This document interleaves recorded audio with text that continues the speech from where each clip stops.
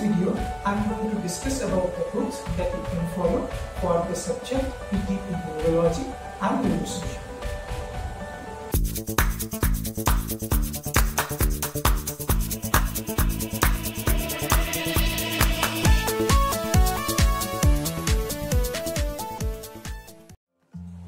Now, if you have seen the syllabus, right, there are 25 topics, right?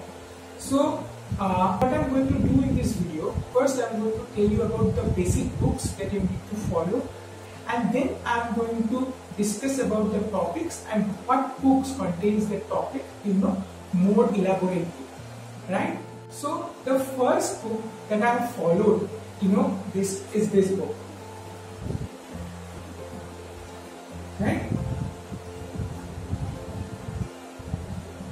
This book is named as Physical Rehabilitation by Susan B. O'Sullivan, and this is the 6th edition I have with me, but you can follow the latest 7th edition also. So that's the first book that I have followed, and I think this is considered, for me this was the basic or the mother book of neurology and neurosurgery, because I learned the neuro assessment, how to assess neuro patient, and most of the diseases that are in our syllabus are covered in this book, right? Best part of following this book is there are specific managements for specific signs and symptoms, like how to control motor impairment, how to control sensory impairment, and so on. This book gives a very vast idea about how to control such things, and when you are following the diseases, so the basic physiotherapy sometimes will be on the systemic management. So in most of the neuro cases there will be motor and sensory impairment. So once you have covered the topics from this book, you will get a very good idea about how to control this in all of the diseases, right? And the second good thing about this book which I have found is there are ample amounts of scales, right? How to assess a patient with scale, not just the observation, because you need to be a good physiotherapist for that observational analysis. But if you follow the charts, or if you follow the assessment forms, then you will get a detailed idea about the condition of the patient. So I like this book for that too. When you are doing an observational analysis, there may be a chance of mistake, but when you are doing when you are following a scale, scale, then I think the area of error will be much less, and the diagnosis and prognosis will be far better, in my opinion. Now, I would also like to mention here that the last few chapters of the book are specially dedicated for our DPR, that is disability prevention and rehabilitation topics, like the prosthesis part, dysphagia, all of that part which is included in our DPR syllabus also given in this book. So I personally recommend this book because this book is a all-purpose book, like in qualification, which I've already mentioned in orthopedic. Like the second book that I followed is this book. This book is called Neurology and Neurosurgery, illustrated by Lindsay and Bone. Now, this book doesn't contain the physiotherapeutic approaches, it will give you the basic idea about the neuro topics, right? So these are the two main books that I have followed throughout my course of PS studies, and I would also recommend that you can follow these two books without any hesitation, right? Because it will clear the concepts of neurology and neurosurgery. Now, I am going to discuss about the topics and which books contain the topics more elaborately, right? So topics that you are going to find in the Physical Rehabilitation book by Susan B. O'Sullivan are: the first one is hemiplegia or CV, the second tetraplegia or spinal cord injury, the third will be multiple sclerosis, fourth Parkinson's disease, fifth motor neuron disease, sixth traumatic brain injury or head injury, 7 psychiatric cases, right? Now, these are the topics that you are going to find in your Sullivan book. But other than that, another important topic in this subject I consider is CP, that is cerebral palsy, because cerebral palsy comes under your medicine, comes under your pediatrics, comes under your orthopedics, and also comes under your DPI. So it's a very important topic, and I have not seen a single year paper that doesn't contain any question from CP. So you must follow this topic, right? CP. Now for CP, I have followed from this book, Treatment of Cerebral Palsy and Motor Delay by Sophie Levitt, because this book, gives you a very good and vast idea about the management of a children in different stages of their life, right? And also how to assess a CP child, what are the deformities and how to correct those deformities. This book also gives you an idea about the motor development process of a normal child and in a CP child. What are the differences between, right? Now, for topics like Trabe's dorsalis, transverse myelitis, peripheral neuropathy like GPS, CIDP, diabetic neuropathy, sciatica, brachial neuritis and meningia, facial palsy, I have followed this book, Handbook of Neurosurgery, Marquez Timber, 8th edition, right?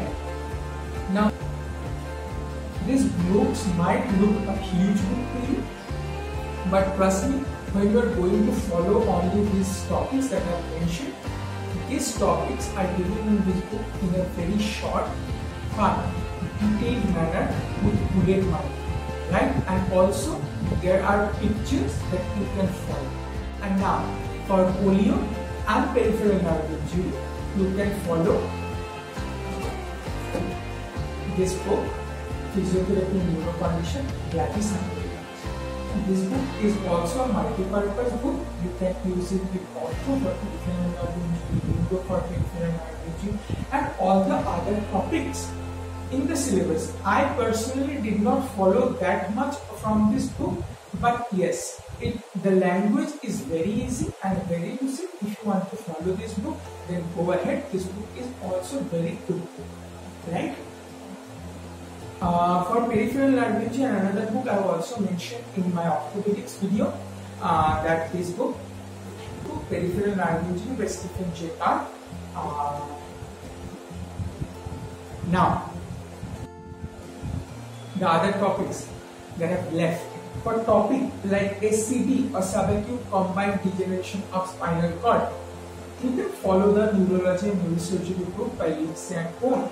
For laminectomy, I personally followed the Wikipedia and some slideshare notes on PT in laminectomy. And for craniotomy, I also did the same, but this time I also followed the Lindsay book, right? Now, for myopathy, muscular dystrophy and cerebellar ataxia, I have followed this book is called Neurorehabilitation, a multidisciplinary approach by Dr. V.C. Jacob, Dr. Hema Vijay and Dr. Alok Sharma. Now this book is also a very good book, and if you are not following the Sullivan, then you can also follow this book, because this book also contains most of the syllabus that are important for our final year neurology and neurosurgery. Now, there are some additional books that I want to mention you for your reference, but you don't need to buy that book, right? So the first book I would say is this, The Neurological Rehabilitation by Darcy J.A. Armfred. Now, I followed this book for very few topics, like in hemiplegia, in tetraplegia, in multiple sclerosis, right? I followed this book, right? Now, other reference book I want to mention in this video are: number 1, Daily Says Physical Medicine and Rehabilitation, Principles and Practice, 5th edition by Walter R. Fortier. Okay. Now, this book is also a very good book, as I have followed the Sullivan book from the day 1 of my final year course. I didn't get to follow this book that much, but whatever topics I have seen in this book is very good book. You will find very informative. So you can follow this book if you are not following the Sullivan. The second book is Physical Management for Neurological Conditions by Sheila Leden. This book also contains mentioned in our syllabus.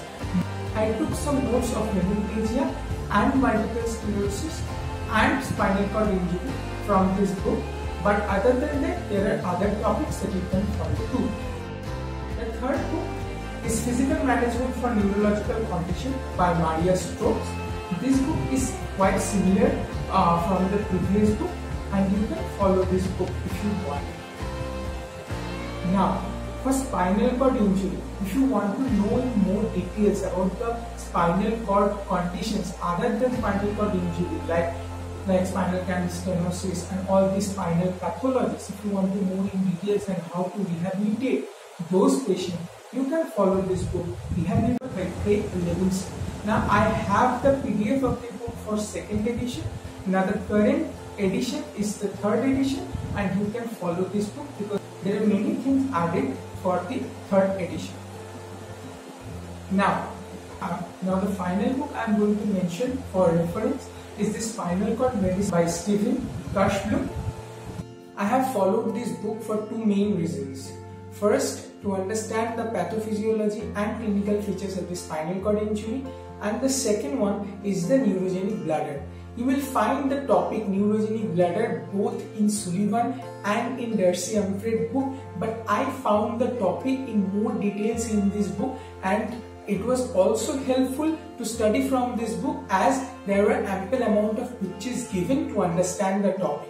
You can also follow the Davidson's medicine book for reference purpose on this neurogenic bladder. Now that's all the book that I have followed. Now if you have any other books in your mind, you can also mention that in the comment section below. I hope you like this video, and if you do, please like, share and subscribe to the channel, and also press the bell icon for future updates. You can also join my Telegram channel, link will be given in the description below. Thank you for watching the video.